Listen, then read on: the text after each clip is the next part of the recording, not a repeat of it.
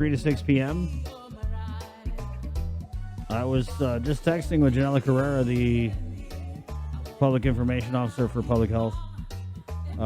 Just trying to get some numbers here for the school-based vax clinics. The first one they had, where there were 57, and then the second one they had was a Stumbo, and they had 119 people show up. I'm not sure if that's like kids or a combination of kids and parents. So it's tonight at DL Perez. Well, today, 3 to 6 p.m., guys. If you want to go get the kids boosted or vaxxed, or whatever it is, 5 and up, I think you have to bring a parent. Legal guardian must provide the minor's birth certificate. Also, a government-issued photo ID. And you must be, well, if you're a kid, you must be accompanied by a parent or legal guardian. No fair 8-year-olds are showing up. Hey, I want some of that. Give me that. 2 right there in the arm. Guardians must present legal guardianship or power of attorney documents. At 7:14, Moñeka De Oro of the Micronesia Climate Change Alliance is in the KUAM News Zoom room. Good morning. Happy New Year. Good morning. Buenos dias. And happy belated birthday. Thank you so much. Is ready? Happy Mossy. birthday to you. Happy birthday to you. Happy birthday, dear Moñeka. And everyone else's birthday it is yesterday and today. To happy birthday to you. May the dear Lord bless you. Oh, yeah. May the dear Lord bless you. May the dear Lord bless Moñeka. Everyone else's birthday it is yesterday, today too. Happy birthday, everybody. Happy birthday to you. And anybody else within earshot of Moñeka right now, they're like, man, Moñeka, like whatever YouTube channel like you're watching right now on your iPad, like they're really tone deaf. Oh. You know whose birthday it also is today? Is the other Moñeka Flores. I want to wish her happy birthday too. It's crazy we have the same name. There's not a lot of us around with the same name and the same birthday. Wow. And a lot of the same passions. So I want to wish her a happy birthday too. Your Enviro sister. Yes. 7:15. So you're we haven't seen you since last year, first of all. Long time. Yeah, it's been a while. Happy New Year. Happy New Year. And you're doing there's a contest here. It's a Telling Tales with Trash and Island-Wide School Creation Competition. This is really interesting, Moñeka. Can you tell us more about it? Yeah, so Micronesia Climate Change Alliance has been doing a lot of work around the waste issue. We created a web series that we streamed on KUAM from our Nanas for Our Nennies, which tackled and dived into the waste crisis. And we've been doing lots of waste and trash cleanups in a village. And now we really want to bring this issue to the ones who are going to be most affected by this and empower them for climate action, the youth. So we got some funding from CAHA and from the governor and the support of the governor's office to conduct this island-wide competition in which the youth from K through 12 will be transforming trash, everyday trash, into sculptures, all art pieces. There's so many different types of examples that they can use to create something, but create something that's relevant to our community. So they'll have to create either a local animal or a local tree or flower, or represent like in a diorama a local legend, or even regional. It doesn't have to just be Guam. It could be from anywhere in Micronesia or from Oceania.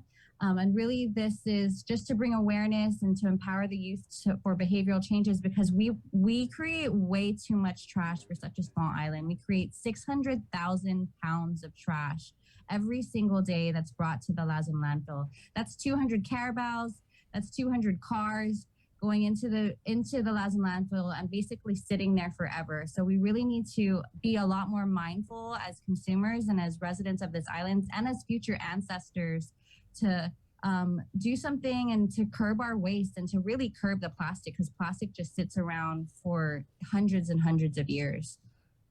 Moñeka, those are crazy numbers. 200 cars every day. I mean, when you put it like that, it's just insane. So we have the plastic bag ban. I know that's in effect. Everyone knows it because they've been going to the store. What do you think is kind of like the next big thing that we could do through legislation or whatever, in your opinion? I think the universal trash pickup is going to be pretty great at curbing illegal dumping and really assisting families who can't afford that $30-some a month bill to handle their waste. Like that's really important. But also, us as consumers, the less we keep buying these plastic items and these single-use plastic items, the more the producers are going to want to change their packaging and change their products to sort of match the sustainability goals that we all are seeing around the world. And there's so many other models too in Europe and in Japan in which they're using waste to create energy or using other different ways of making this more of a circular economy, and that we're not having our daily conveniences be a burden on the next generation. There's just ways to be innovative about it, and I think by giving the young students something to tackle, like an art project, even though it's just a simple art project, it could get their wheels turning to be inventive and to find innovations that we haven't even thought of yet. I mean, Nick, I think it's, I don't know if you consciously like phrased something like a few moments ago, but I think it was, such a stroke of brilliance, and, not surprising because, you're awesome like that. But when you said, we have to do this because, because we are future ancestors, and, kind of like apropos, it was your birthday yesterday, and, we were talking during the break about birthdays and getting older and everything like that. But at some point, each one of us has to think, not just about, we honor those who came before us, and, when we cherish our ancestors and everything like that. But at some point, we too will be part of the history of this place, and, of Guam, of the world and everything like that. And, there is a legacy that we leave too.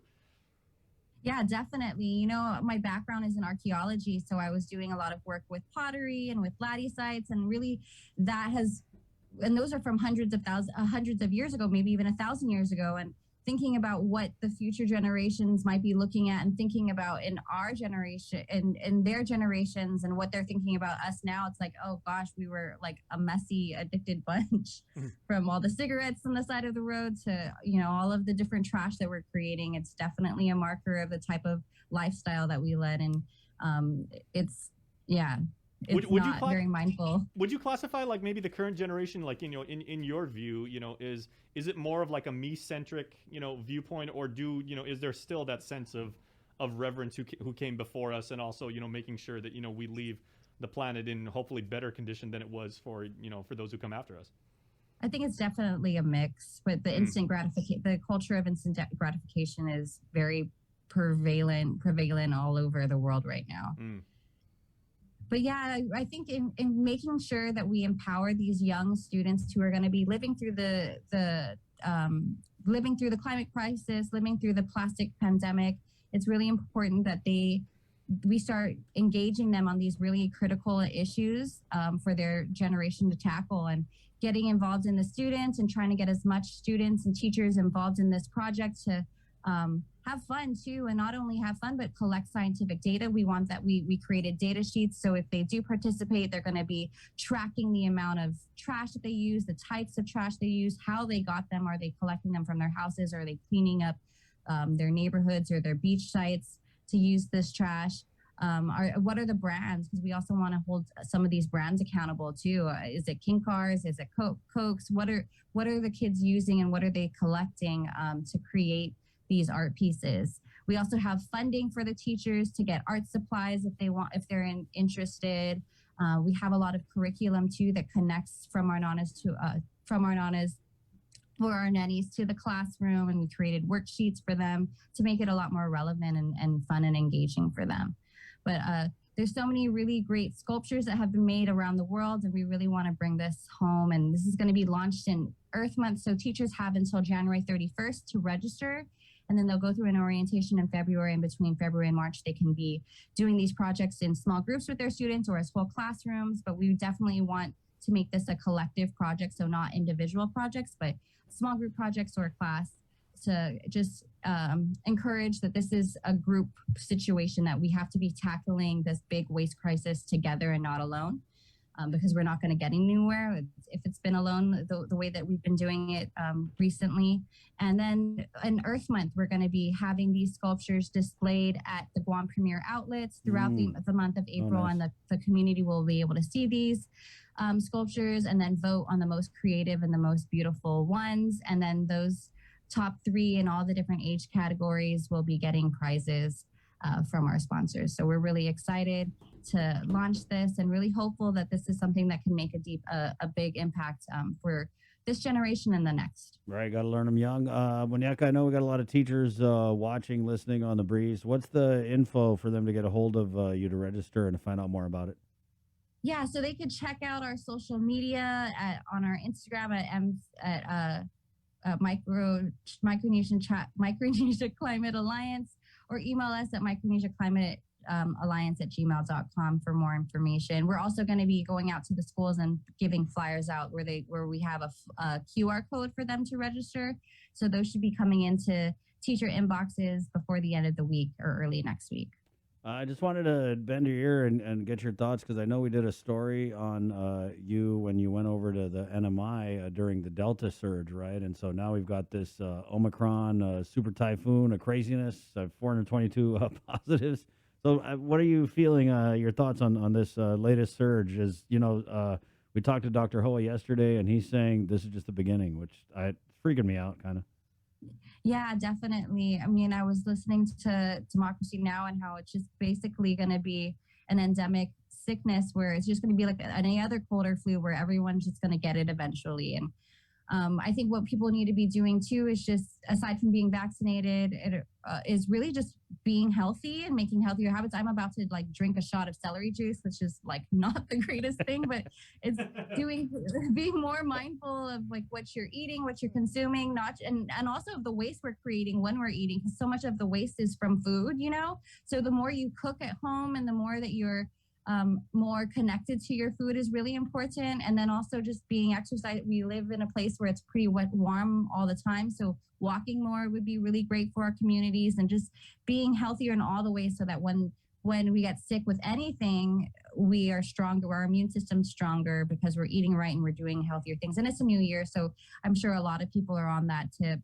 And nobody out there You mean the New Year, New Me tip? Celery juice. Celery juice is actually good. Celery juice and cucumber shakes. Jay, that's not good. No, it's you ever good tried a for cucumber? you. It's good for you. Yeah, it's good for you. Okay. You ever tried a cucumber shake in vinegar and soy sauce and hot pepper and onions? Okay, and if you really object to it, here's a link, like life hack, right? Just pinch your nose when you.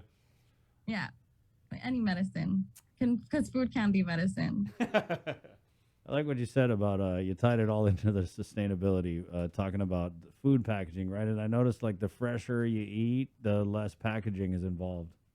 Yeah, and I really love being in a CNMI because we also get local meats here, and I really hope that's something that Guam can do too. And we have so much cattle in Tinian, and there's Mariana Meats Company where I don't even eat. If I don't really care to eat meat, but if I'm gonna eat meat, it's gonna be meat from our islands, because I lived in Tinian, and the cows there just seem so happy, and seeing those videos of industrial agriculture and the way that they treat animals, and then compared to Tinian, they just when you're running by them or walking by or just driving by the cows, they just seem like they're smiling. They have a happy life. They are, yeah. So. I heard, in Japan, what's the cows, Jay? They drink beer and they never touch the ground.